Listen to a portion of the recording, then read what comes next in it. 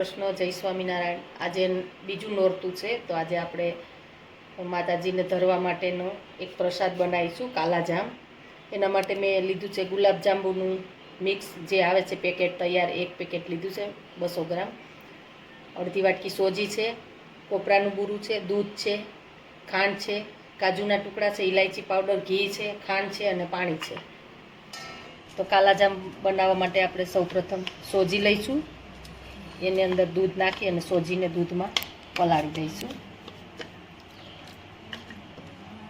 સોજી આપણે દૂધમાં પલાળી છે એને આપણે 5 મિનિટ રેસ્ટ આપીશું। સૌપ્રથમ ચાસણી તૈયાર કરીશું। એના માટે મેં અહીંયા ખાંડ લીધી છે 200 ગ્રામ, ખાંડ ડૂબે એટલું આપણે, ડૂબે એનાથી વધારે થોડું 2 ગ્લાસ પાણી લઈ લઈશું।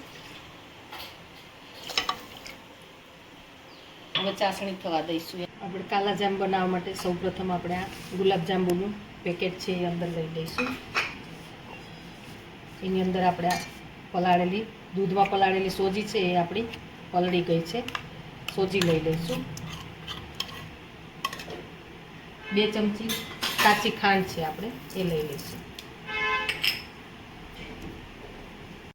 1 ચમચી આપણે ઘી લઈશું,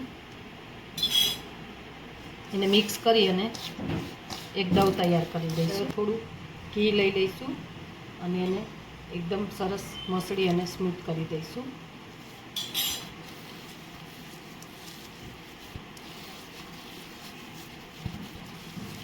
ડો તૈયાર થઈ ગયો છે, આપણે ઘીવાર હાથ કરી અને એની ગોળ વાળી લઈશું।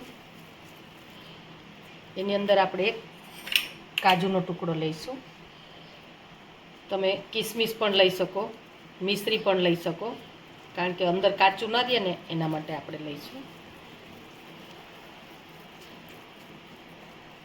કાલાજામ સાઈઝમાં મોટા હોય છે તો આપણે થોડું મોટું જ વાળીશું એને। આ એક આપણું તૈયાર થઈ ગયું, આવી રીતે આપણે બધા તૈયાર કરી। હવે આપણે ઘી પણ ગરમ થઈ ગયું છે, એને આપણે તળી લઈશું કાલાજામને ઘીમાં।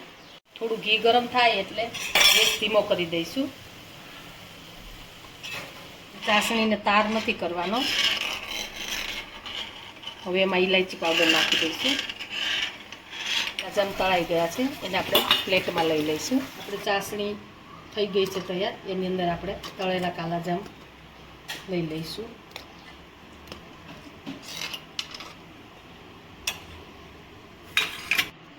આપણા કાલાજામ પલળી ગયા છે, એને આપણે કોપરાના બૂરામાં રગદોડીશું।